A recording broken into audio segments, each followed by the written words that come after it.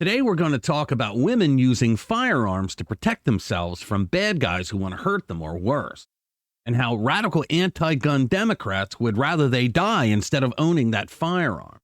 This is not hyperbole, folks. The rabid anti-gun lobby would rather innocent American citizens not be able to possess a firearm to defend themselves from people who are bigger and badder than them. It is a goofy, crazy phenomenon, but they truly believe that gun control laws work. In this video, we're going to go over some stories about how women who have been attacked defended themselves with the use of a legal firearm. Let's get into it. Hey guys, welcome back to the channel. Today we're going to talk about women with guns. No, not that kind of gun. We've all heard the age-old arguments of the radical anti-gun lefties. Things like countries with stricter gun control laws tend to have fewer mass shootings. Well, that is a lie, because let's take a look at this on a micro scale, if you will. It is a fact that every place in America, whether it is a big urban city, a suburban town, or rural America, the places that have the most gun control laws have the most gun violence. And subsequently, the jurisdictions that have the least amount of gun control laws have the least gun violence. Don't yell at me, just go read the numbers. I mean, think about it. Chicago, tons loaded with gun control laws, but they get anywhere between 25 and 50 shootings every single weekend. They call that a Friday night. Washington, D.C., out the wazoo with gun control laws. Shootings there all the time. New York City, one of the most dangerous places on earth now. Tons of gun control laws. So don't tell me that places with gun control laws actually curb gun violence. They don't. Another one the radical woke lefties like to shout out from the rooftops is access to firearms increases the risk of intimate partner homicide. Actually, a woman having a firearm would decrease the risk of being homicided, as we shall soon see. Now, the anti-gun lunatics love to point to gun death numbers in America to say that's why we have to take away the guns. But if you take out gang-related shootings and suicides, the numbers go down significantly, especially gang-related shooting. If we could wipe Chicago off the face of the earth, I'm telling you that number would have a dent in it. Just go to heyjackass.com and look at the numbers of all the shootings each week inside Chicago. But what these authoritarian lefties don't ever want to talk about is the number of people whose lives are saved because of the use of a gun.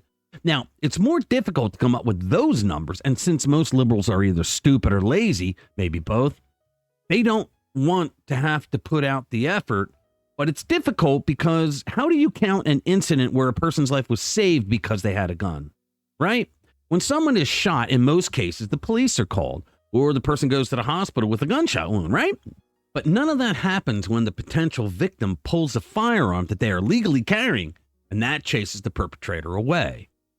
9 out of 10 times, innocent gun owners aren't going to call 911 to tell the dispatcher what happened, I can assure you. It's just not going to happen. Now, according to people who keep track of these things, every year, people in the United States use guns to defend themselves against criminals an estimated 2,500,000 times. More than 6,500 people a day, or once every 13 seconds. So I came across a very interesting tweet on Twitter. I'm not going to call it X because everybody knows it's Twitter. Amy Swearer, who is a senior legal fellow in the Edwin Meese III Center for Legal and Judicial Studies, put up a tweet saying, "Can we take a minute to appreciate how many women have protected themselves and others with firearms in the last 2 or so weeks?" Guys, she's only gone back a couple weeks. It's basically a highlight reel of just how important the right to keep and bear arms is for us, too. She follows up with another tweet. August 11th, that's less than 2 weeks ago, Tucson, Arizona.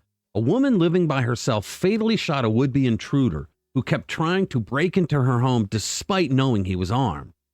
The lefties will tell you that she didn't know if he was a threat or not, or therefore she should not have shot him. But the fact of the matter is, a woman living by herself who is all alone in her home has an intruder trying to break into the home, knowing she has a gun. She probably said, "I got a gun, I don't care. I'm sorry, but he asked for it."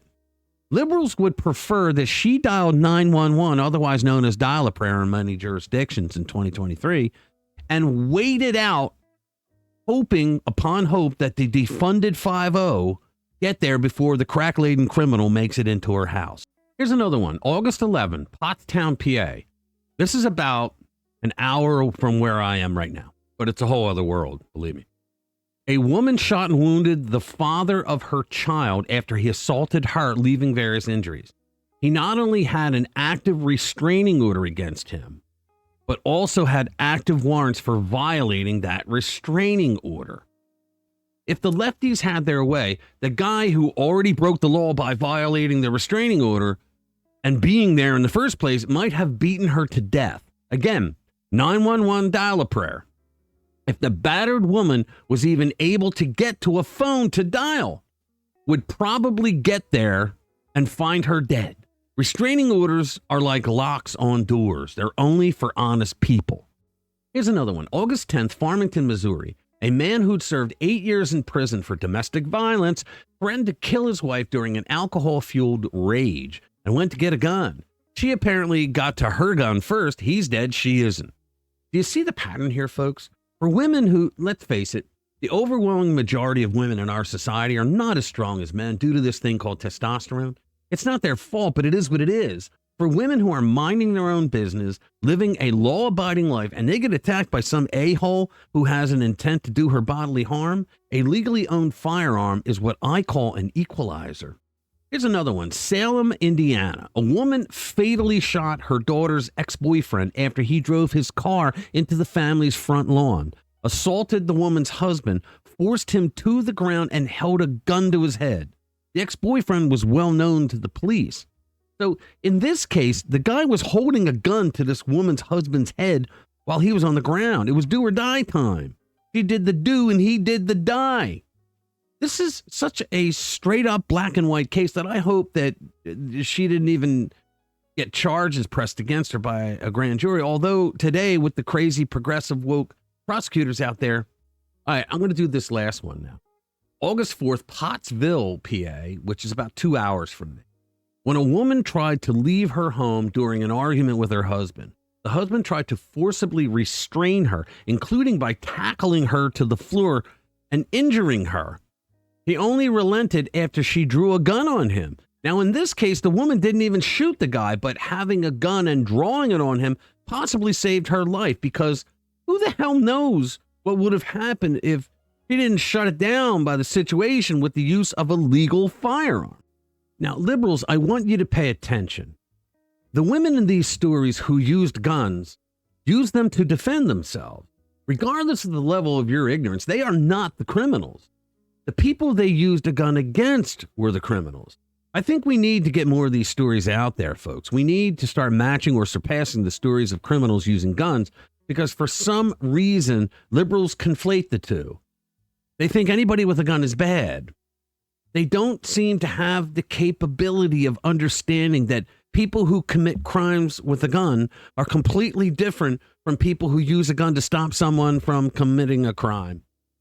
But I think if we start saturating social media with stories like what Amy Swearer did, the message might get through to the culture and eventually down to politics. Andrew Breitbart was right when he said politics is downstream from culture.